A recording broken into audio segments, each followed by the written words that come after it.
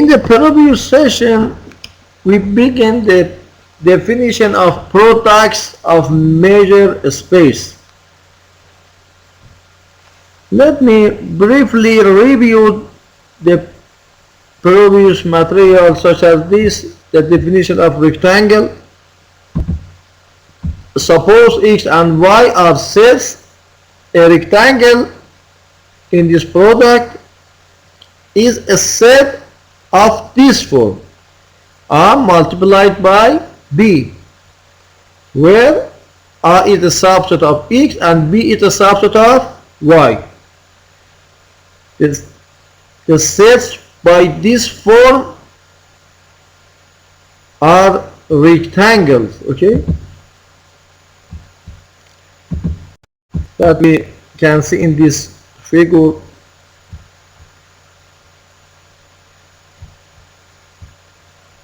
An arbitrary rectangle, okay, in R2. And we have this definition: product of two sigma algebras S tensor T. Suppose x and s and y and 2 are measurable spaces, then the product S tensor 2 is defined to be the smallest sigma algebra on this set that contains these rectangles, okay?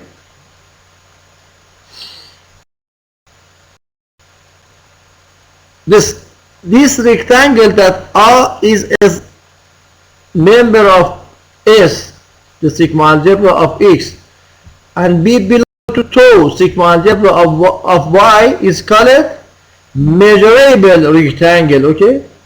A measurable rectangle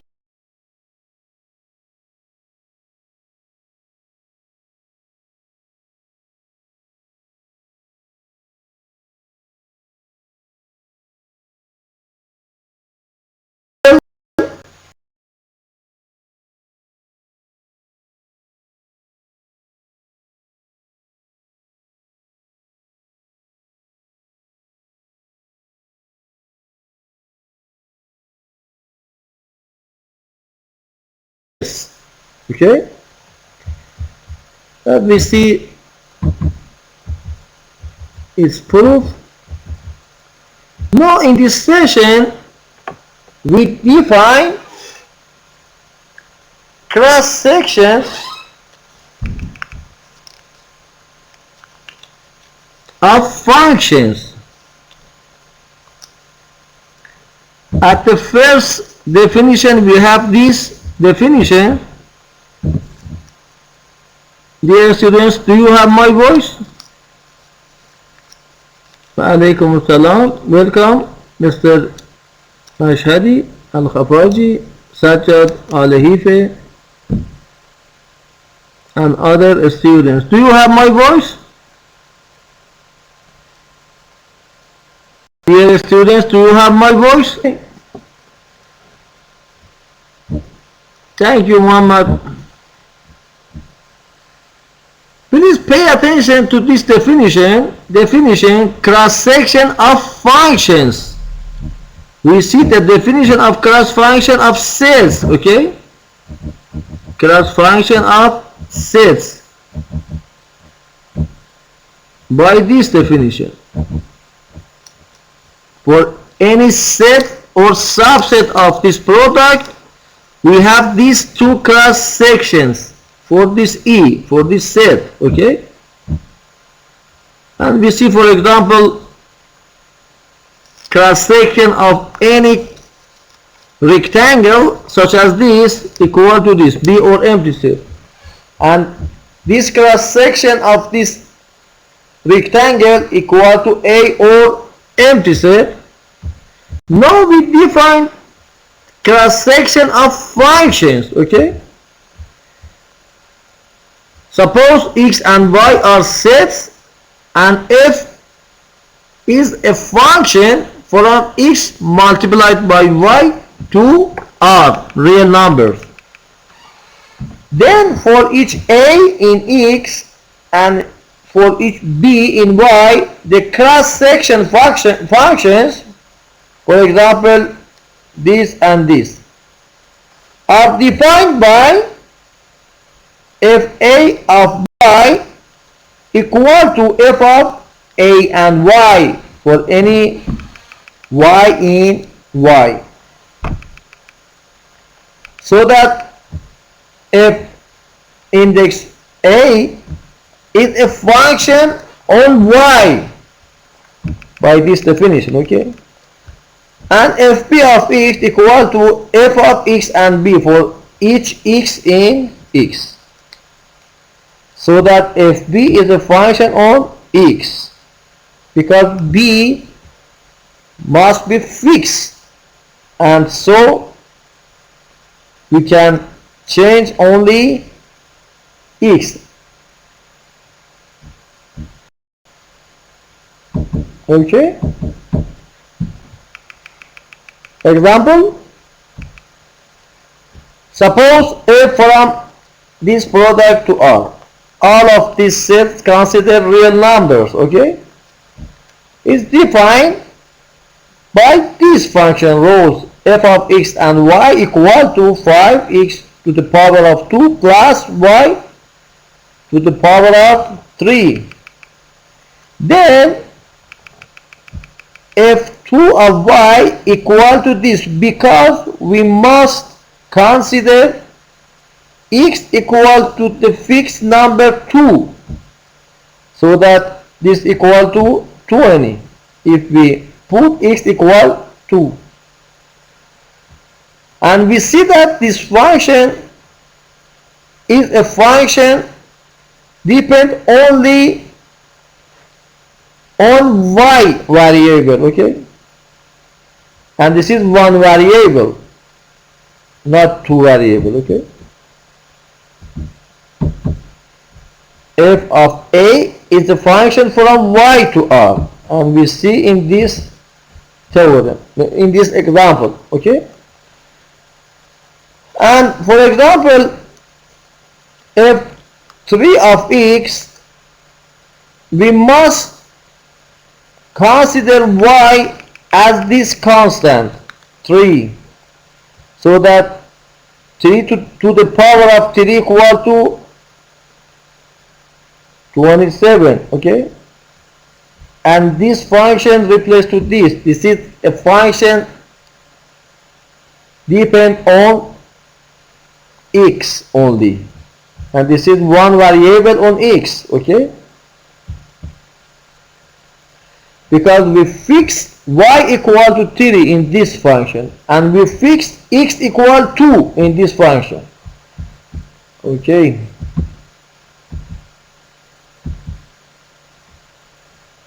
Suppose x and y are sets, and a is a subset of x and b is a subset of y. If a belongs to x and b belongs to y, then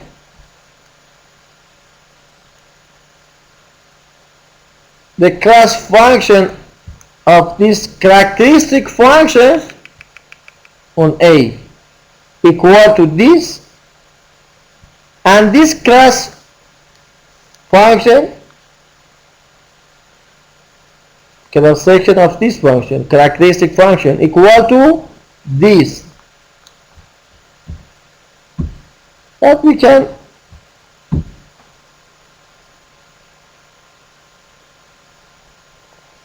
see this. Let me active my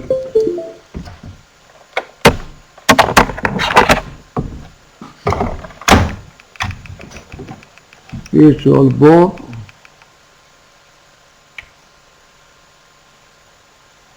Okay.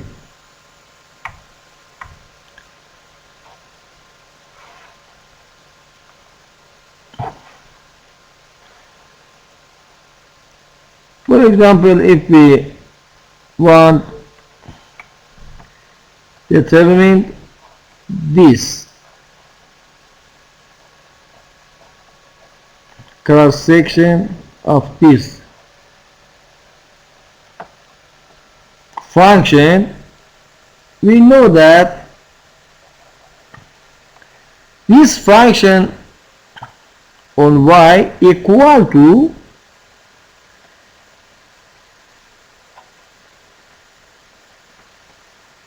this function on this, okay, a and y, and this is equal to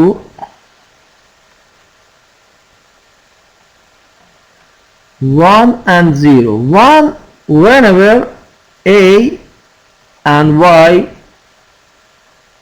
belong to this set, and 0 whenever this point not belong to this. Now, since a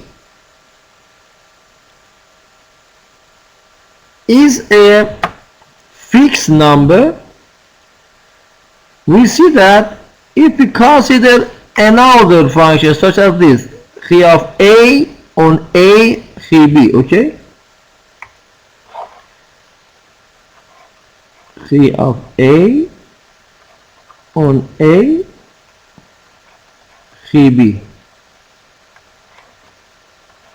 on y equal to, this is a fixed number, okay, this is 0 or 1, 0 or 1, okay, so that this is equal to this.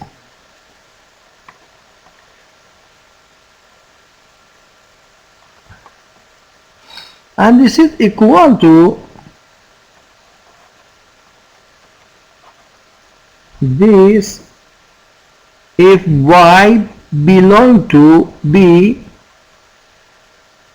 and 0 if y not belong to b, because if y not belong to b, this is equal to 0 and this is equal to 0, and if y belong to a, this is equal to 1, so that this multiplication equal to this,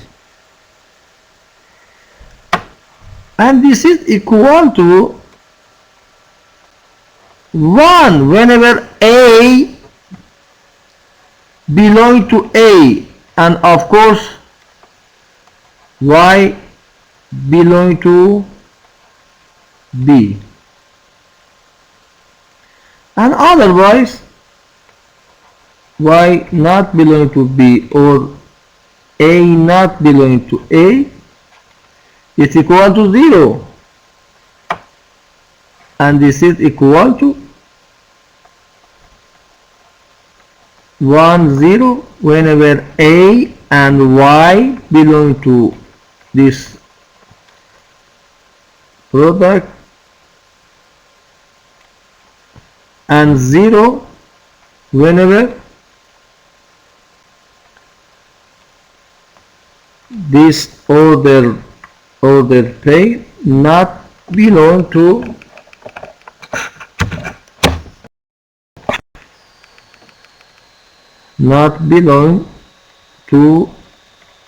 this product.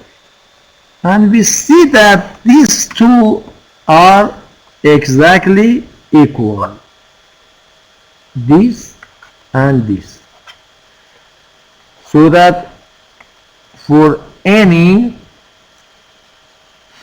we see that for any y in y, these two functions are equal. These two functions are equal, okay?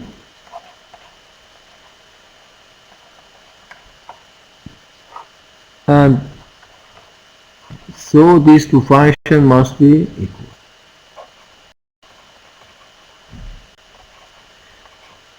This is equal to this function. And we can prove this equality similarly, and we saw that its proof is very easy and trivial. And similar to measurability of cross section in sets, we have this proposition. Suppose S is a sigma algebra on X and tau is a sigma algebra on Y. Suppose F from this product to R is an S tensor tau measurable functions, because we know that the sigma algebra on this set consider product of sigma algebras. Okay, this is all sigma algebra on this set. Now if F from X multiplied by Y to R is S tensor to measurable functions, then its section of F in A is tau measurable function for every A, and for every B in Y, these sections is S measurable function on X, because we know that this is the function by the domain Y, and the domain of this function equal to X. This function is tau measurable and this function is S measurable, because the sigma algebra of Y equal to tau. Tau is in sigma algebra on Y, and the sigma algebra of X equal to S, or consider S. Okay, so that we have this useful proposition. Okay,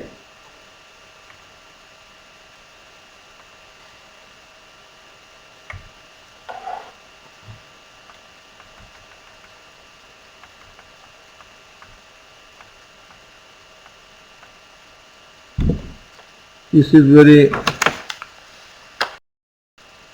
nice proposition.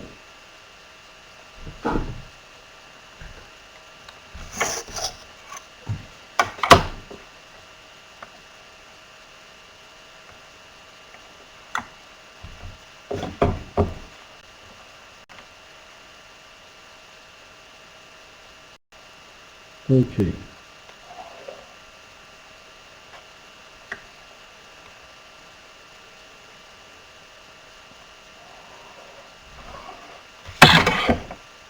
Okay.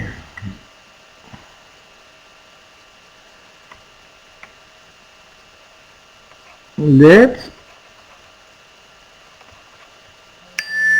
X and S and Y and tau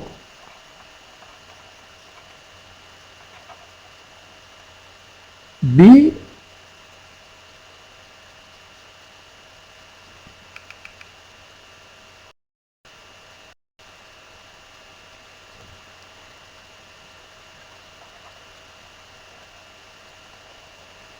measurable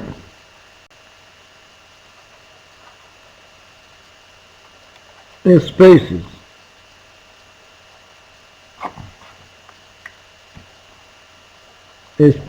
Okay, then F from X multiplied by Y on R is S tensor P measurable,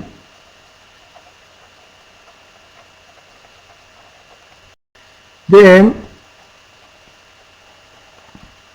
this cross function, or we can write for each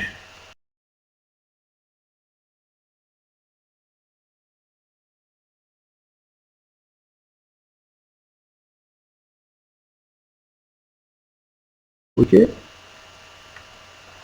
so that we consider a border subset of R, and we see that this set fa minus 1d equal to this, because for any y in this set we have the image of this function on y must be belong to D. If a of y must be belong to D. Okay, we know that for any functions x is a subset, is an element, x is an element of G minus D if and only if G of x belong to D. Okay, this G in our conversation is this function. Okay, okay, y belong to this equal to if a of y belong to D, and by the definition of cross sections this equal to this. F of this element belong to D equal to this element belong to the inverse image of D under F by this again. Okay, we consider G as F. Okay, and this equal to this, the y belong to these sections or cross section of this set. Okay, of this set, so that these two sets are equal. These two sets are equal, and since f is an S tensor tau measurable function, we know that this set must be in our sigma algebra, that our sigma algebra on x multiplied by y equal to this. But by the position 5.6, I think,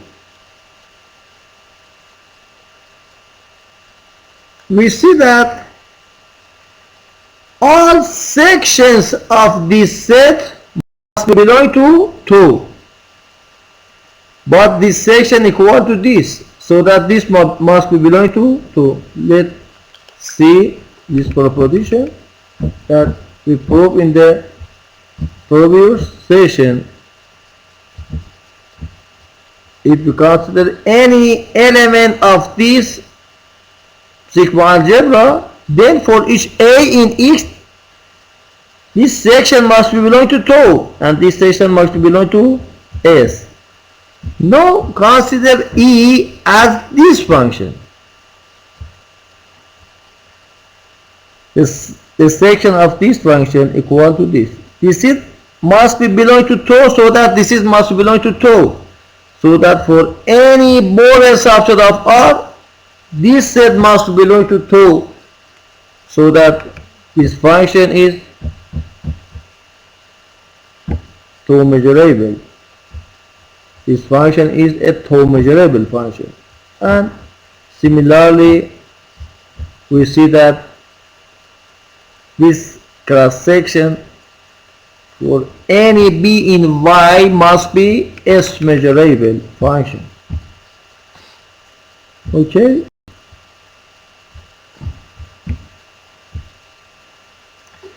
Dear students, do you understand the proof of this proposition?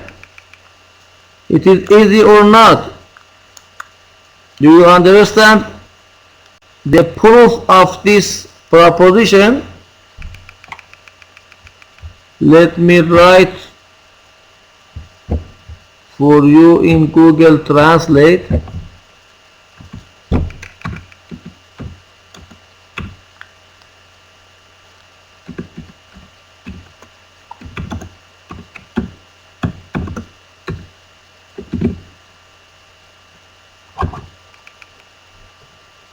هل فهمت الدليل؟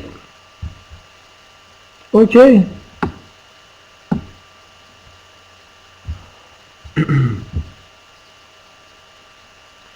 And we have the definition of monotone class theorem.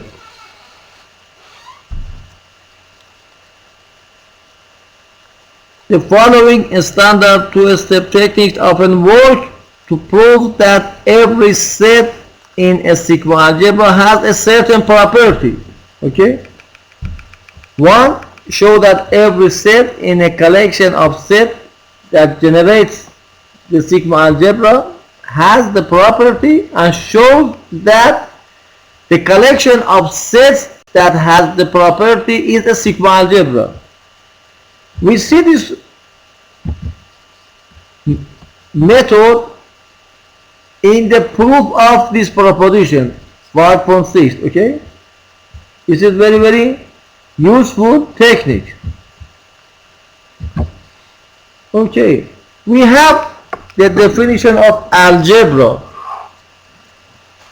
You know the definition of sigma algebra, and this is the definition of algebra.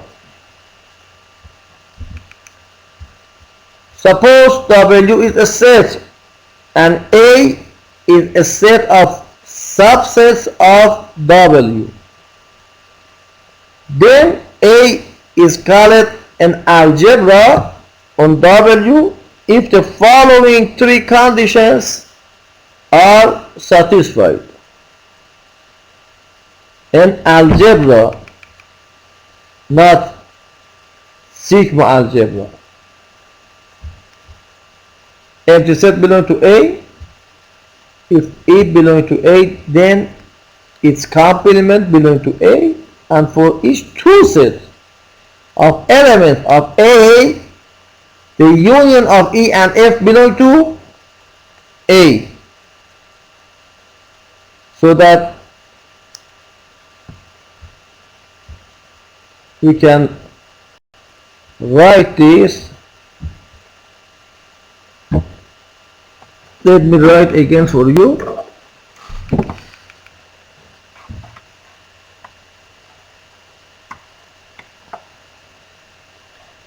Let W be a set and A is a subset of P of W, so that any element of A is a subset of W. A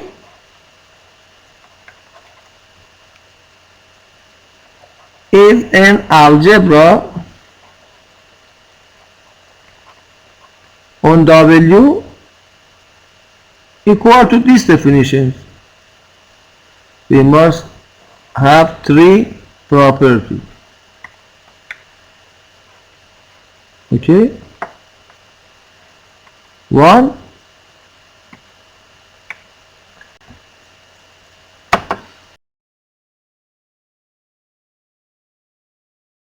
two, if A belongs to A, then A complement or W minus A must be belong to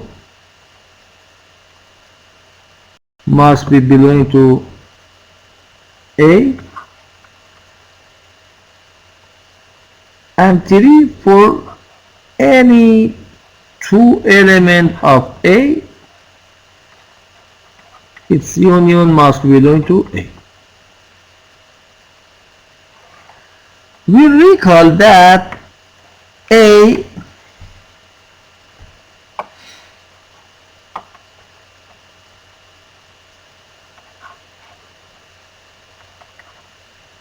is an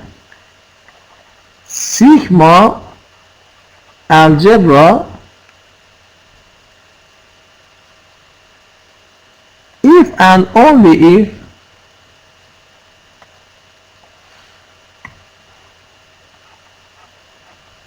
we have these three properties: empty set and X belong to A. If A belong to A, then A complement belong to A, and for any countable set, countable family of element in A, its union belong to A. Okay,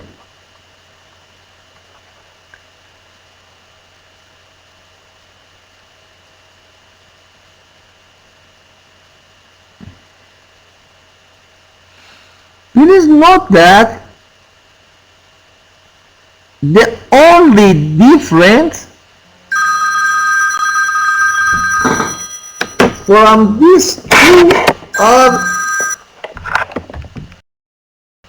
in this condition. Condition 3, in algebras, for any two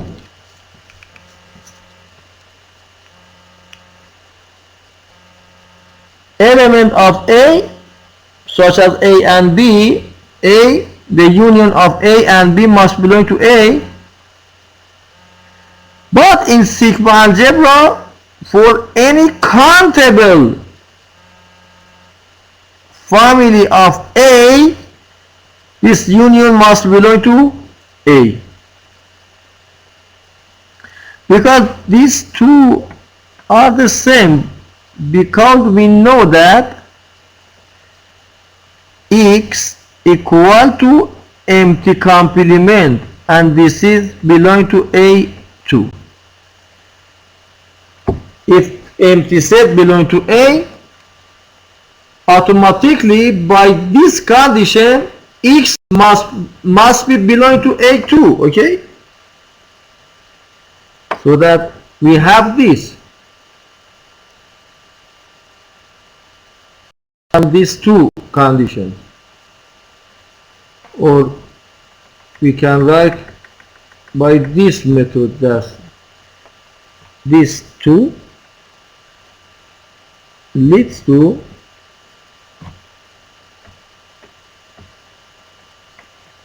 these two conditions leads to this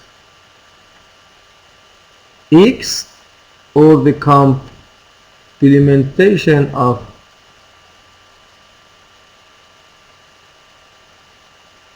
complement of empty set must be belong to A, so that if we consider this condition and this condition, is X automatically must belong to A, so that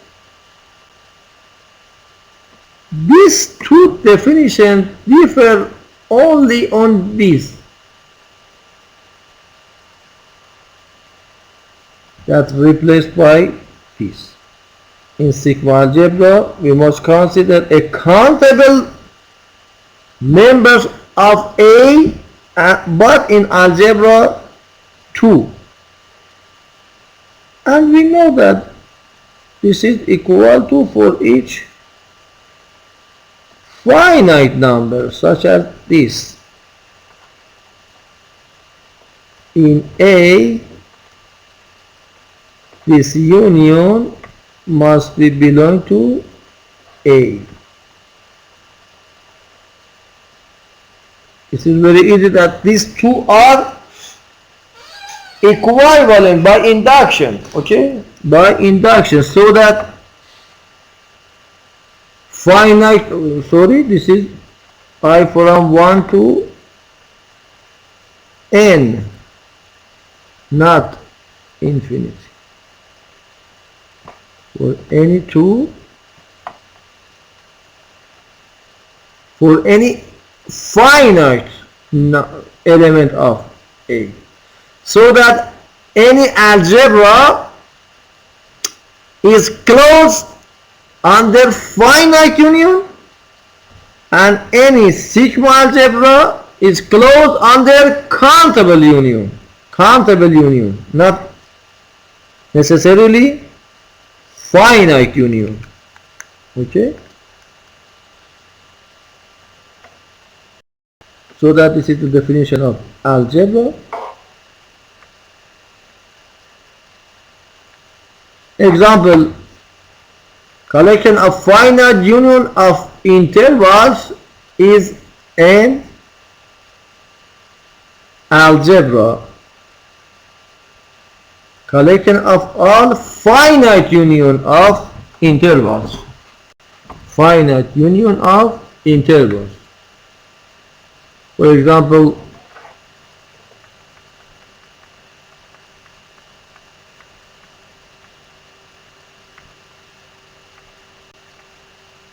you can consider such as this.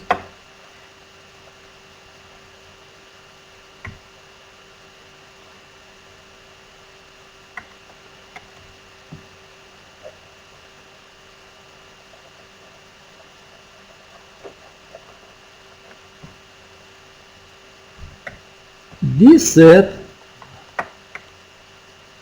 A equal to finite union of intervals. Okay,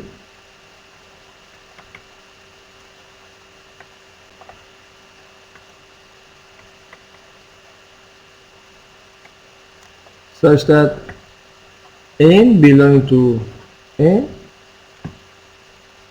and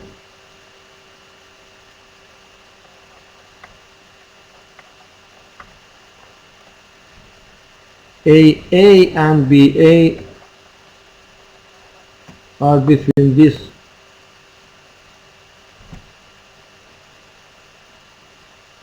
value is an algebra. For example, you can consider this set -3 -2 plus 2 and 2 plus radical 2, and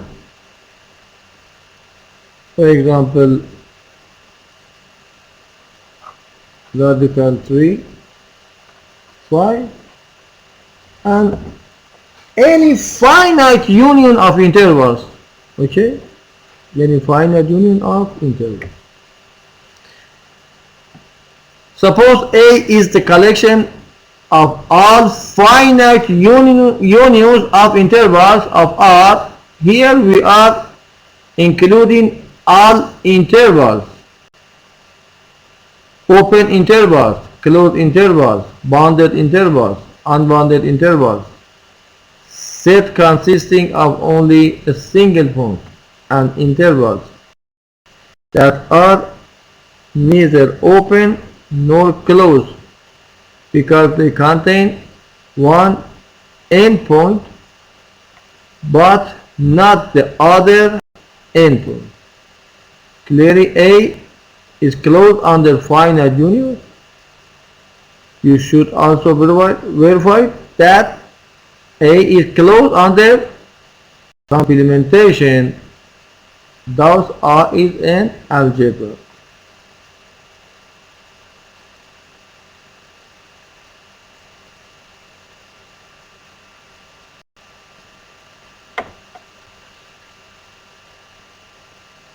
This observation is very easy, that A include all intervals, open, closed, because if you consider, for example,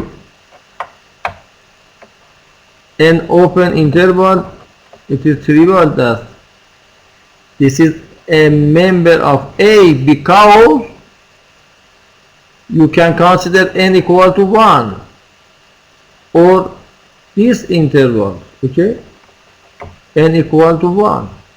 You can consider B equal to infinity. And also closed interval, such as if we consider this, we see that this is equal to the union of these two open intervals. Okay, so that this closed interval must be belong to A. Or for example, if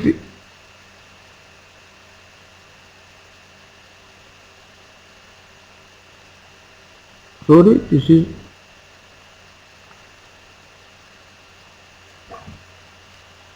the complement of this set, not equal to this, the complement of this set, the complement of this set. And since these two sets or this union must be belong to A, its complement must belong to A. Whenever we prove that A is a sigma algebra, so that this A have many members such as these intervals. But for the proof,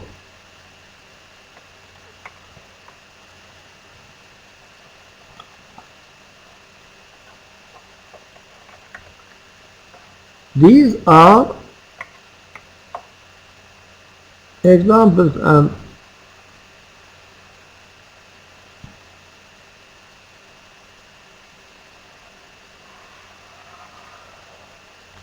some explanation, okay? But its proof is very easy because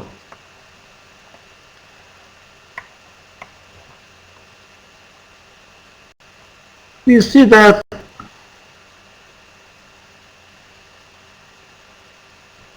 empty set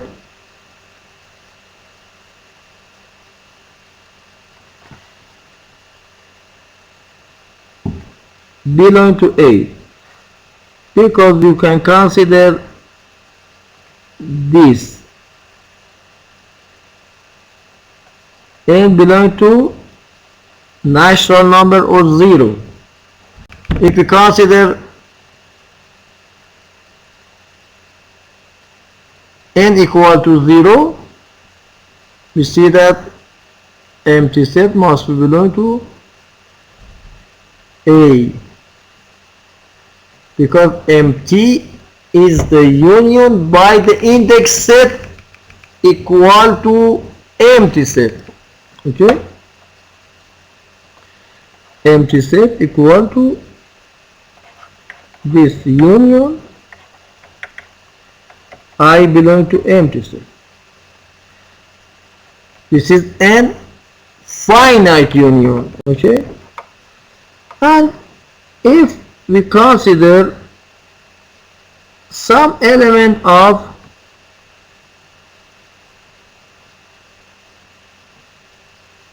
A, for example A1, AN or AM are in A, then all of this must be written as this form, so that for each I is some finite intervals such as this: A ij, B ij, J from 1 to, for example, IN. All of this depend on I, because we must write this AI equal to this union AIJ, BIJ, J from 1 up to the I, N. Because all of this must can be written as this form, the finite union of intervals, so that A1 must be written by this form A2, and each AI is a finite union of intervals, so that we see that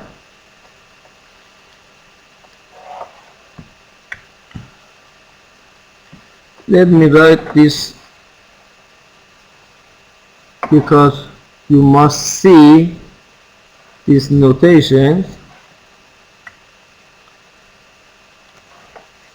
so that the union of I from 1 to M equal to this union AI equal to this union Aij Bij J from 1 to I, sorry, we must write Ji, for example, because this must be depend on I, not N. Okay, Ji. And this is Ji. Okay.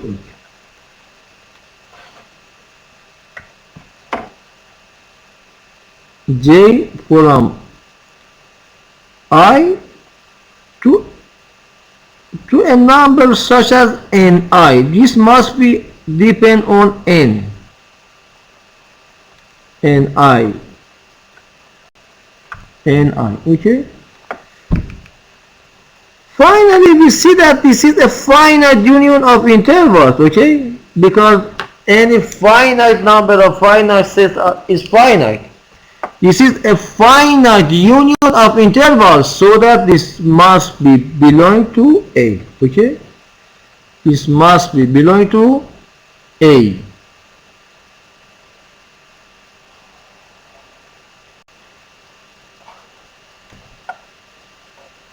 If we consider any finite member of A for each I in 1 up to the M, I can be written as a finite union of intervals, so that the union of this set equal to the union of this set, and this is a finite union of intervals, and in this set must belong to A. This is the first condition of algebras, and also this set is closed under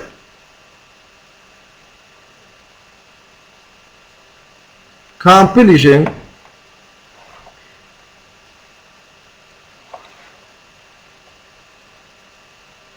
because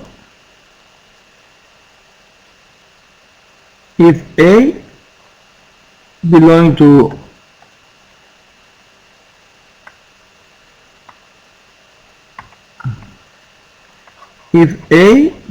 to A, there exists some intervals such as this, such that A equal to this union.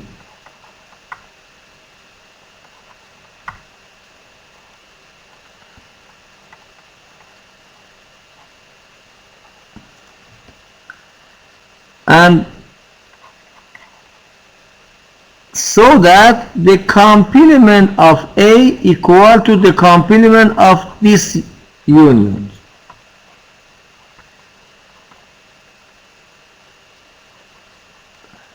And this is equal to this intersection.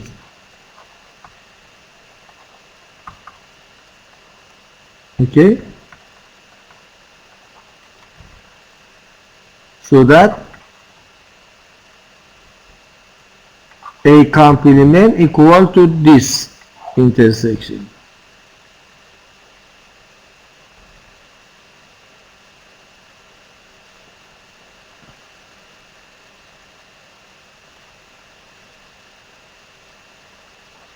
Minus infinity AI union by bi plus infinity.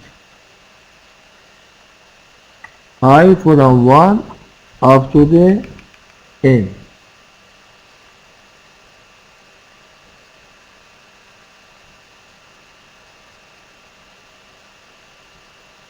And we see that these sets must be belong to A. And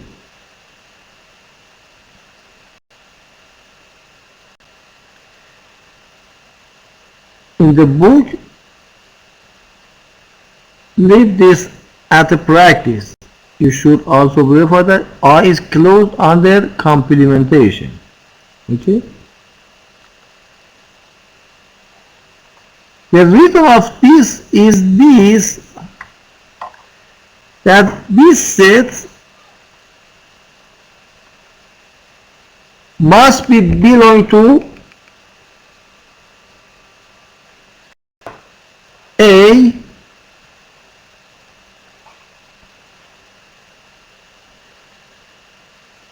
because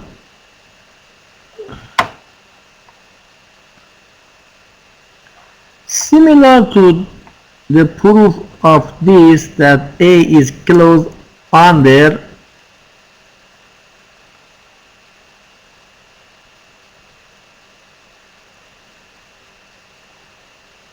finite unions, it is trivial that A is closed under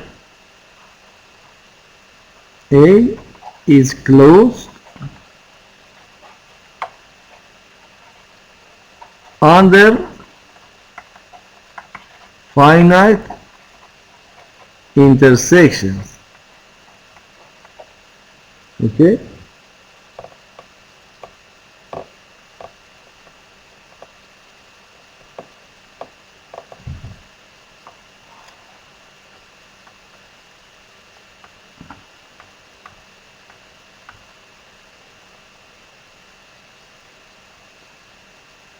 Because if we consider a finite numbers of A,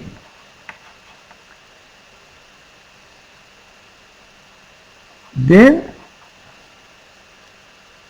such as the previous proof for each, for n, for example, I from 1 to n, there exists some interval such as this, for example, Aij, Bij,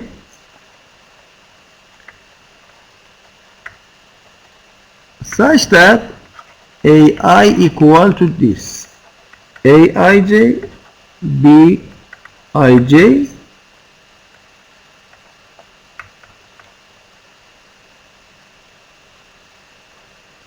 In, so that this intersection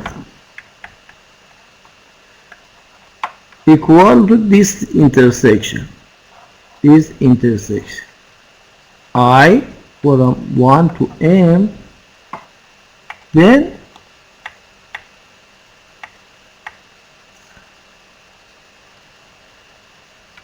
I from 1 to n, then this union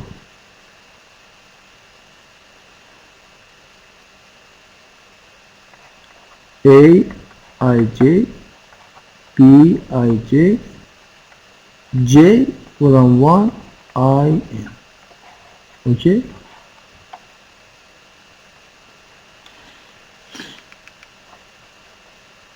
And this is equal to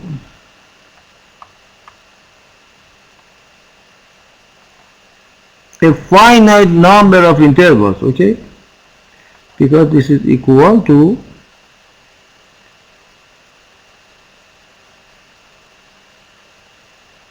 a finite union of intervals, okay,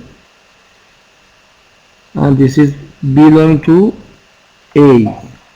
We know that any two open interval have empty intersection of all n intervals, okay. Now we see that, for example, this set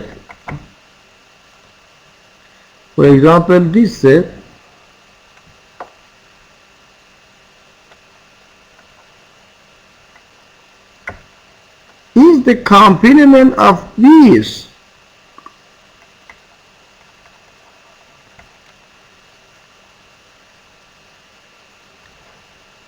By this observation,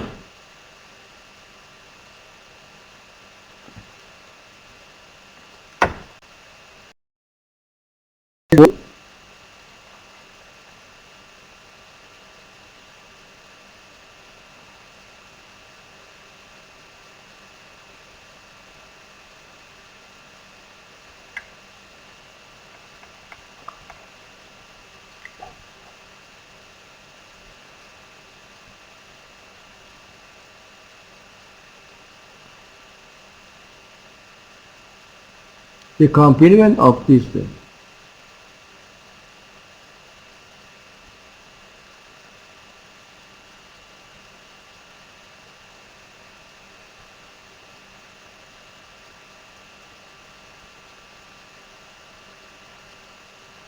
So that all of this must belong to A, and so this finite intersection must be belong to A by this observation. Any finite formula of A must be intersection in, must have an intersection in A. Okay, so that we have this example for algebras.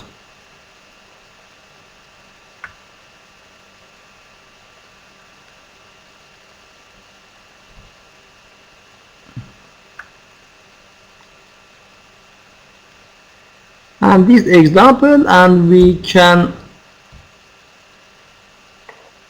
express this proposition that we say this in the next session, inshallah. Okay, but these two examples are useful for you for definition of algebras. Explanation say that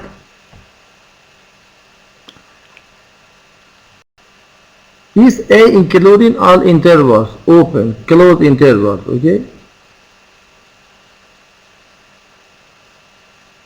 Bounded intervals, unbounded intervals.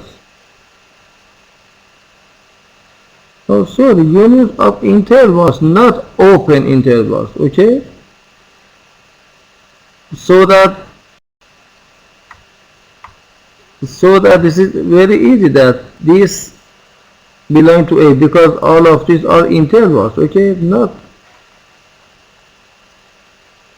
we don't need that this interval be open. Okay, these two must be belong to A, so that is belong to A, so that it is very easy that the complement of any element in A must be belong to A. Okay, do you have any question, dear students? Do you have any questions?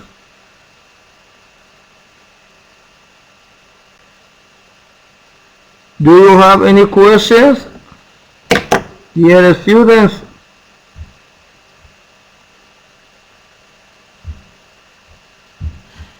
Dear students? Okay, thank you very much. Thank you for your attention. And goodbye for now. Goodbye.